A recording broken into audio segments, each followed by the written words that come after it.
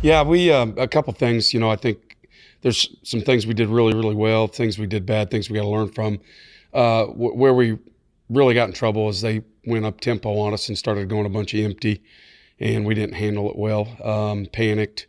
It goes back to we talk about competitive maturity. It was literally guys were so disappointed after the game. It's one of those things that it makes you feel good as a coach because you got a bunch of guys who care so much. But like I told them, part of competitive maturity, that word I use a lot, it can be used in a lot of different phrases. When you're playing in a big game, you're playing against a good team, you have a lead, you need to play to win and not get uptight when things start going against us. That was, probably the most disappointing thing. We use that buzzword, change of momentum. Football is a game of momentum, and we talk a lot about that. But physical toughness, mental toughness, it's a muscle. You got to train it. And so it's something we got to learn from. I don't think we were very mentally tough in the second half as far as the way we were trying to compose ourselves. I don't think we did a very good job of that. We were panicked.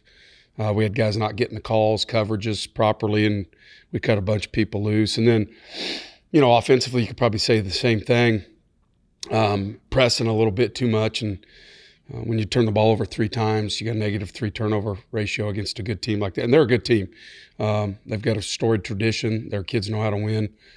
You're going to be in for a long day. So there was a lot of good things we can extrapolate from it as well. And you just got to learn and grow from it. And hopefully we can not repeat that sequence if it comes up again this year.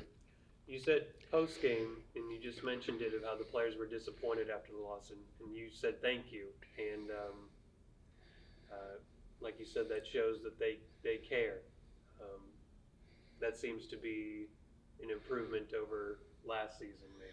Yeah, I really like our team. I've got no bones about saying that. I really like our guys. I like our locker room. I like our coaching staff. I like our leadership council. I like our captains. They're just a fun group to be around right now. They're not just focused on Saturdays. And sometimes I think football teams can kind of get caught up in that, man. And football, if all you're worried about is Saturday, like you think about all the time that you put in to play 11 games, if you're lucky, a year. That's if you don't get sick, injured, things of that nature. So what I've always found, the teams that I've enjoyed coaching the most are guys that just like the whole process, whether it's weights, traveling together, being together, meetings, studying, trying to make each other better. I think for me, that's just really fun. Like, we're really competitive in practice every day. Yesterday, man, it was really competitive. And so it's just a lot of fun, man, because you're going to see growth from guys, and it makes me better as a coach, makes our coaching staff better, and they're a joy to be around. And in terms of you mentioned the up-tempo offense at the end of the second half, and they carried that in the second half, right? But in terms of when it comes to being able to make adjustments like that right before the half, because it felt like they picked up momentum going into the half and then piggybacked off that. What can you do throughout the week to help your team be ready for situations like that, to know that, hey, we messed up on this play right here, but let's get right back at it the next season? Yeah, so like yesterday, we spent a whole 10-minute period where on offense we were giving the defense empty and tempo. So we'll do that again today. And even in Fast Friday, we call it Fast Friday, we're just in helmets before we fly out. We'll do it again, and we'll pick that trend up next week, because that's what I found as a head coach. If you put something on film, whether it's good or bad, you're going to continue to see it again. And so, yeah, you're right. We've got to address that, and we've started to. So hopefully it'll really get our guys to settle down when they feel that tempo. And every team, presents their own challenges, right? Because there's different ways to Yeah. run the up-tempo, everything goes like that. But when you look at the way specifically in the second half with, how they were able to compile it, and overall I believe it was like 35 unanswered points, if I'm not mistaken, Yeah. something like that. When you see that, what can you tell your guys in the huddle to help get them back in that frame of like, hey, they might have put a couple of touchdowns on us in a row, but let's get back to this and let's go keep going. Yeah, I can just go back again to composure and being able to change the momentum. And, again, we try to talk about that. We try to train our guys to do that. So that might happen defensively. We've got to be able to come out and answer it with special teams or offense, and we didn't do it. So, I think if we could have done that, that might have settled our defense down a little bit.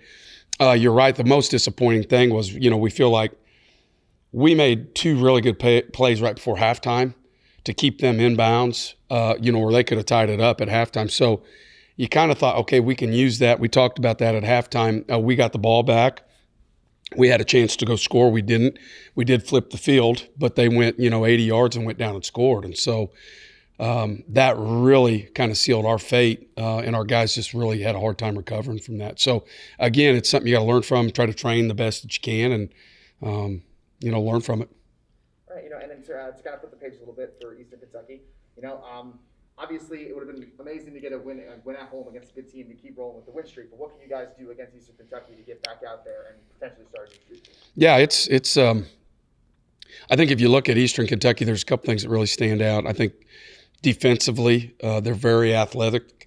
They base out of an odd front, so they're not super big, but they put 4 linebacker type guys out there. They have 9 interceptions on the year, 3 defensive touchdowns. They forced 7 fumbles. They're just, to me, they're really everything they're doing starts with their defense.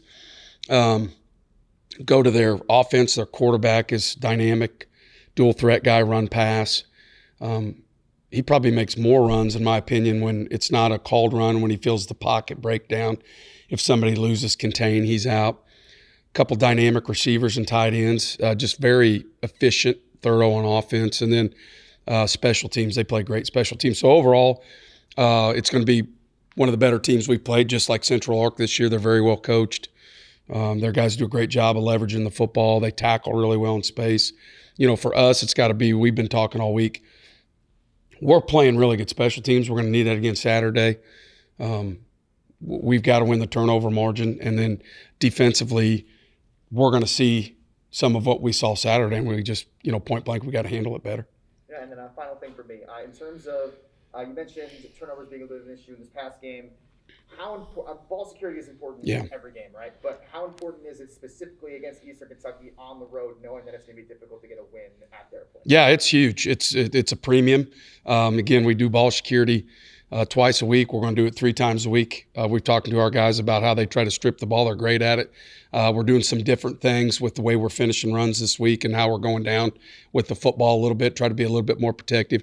Got to be a little careful. You don't overdo it, try to overcoach it, and you get guys worried about making mistakes. But, you factor that in. There's a chance of rain, too.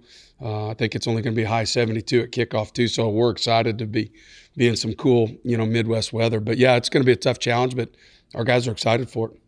Coach, thank you. Mm-hmm.